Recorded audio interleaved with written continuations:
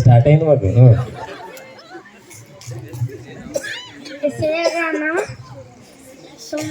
తొమ్మిదో అధ్యాయం 6వ వచనం. ఏలయనగా మనకు శిశువు పుట్టెను, మనకు కుమారుడు అనుగ్రహించబడను, ఆయన భుజం మీద రాజభారమును ఉండను. ఆశ్చర్యకరుడు, ఆలోచనకర్త,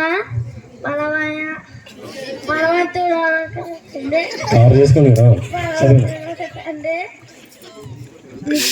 తండ్రి, సమాధానకర్త, అధిపతి అని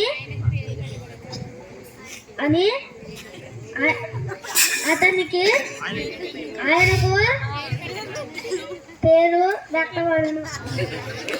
స్తోత్రం కలిగిన కాక.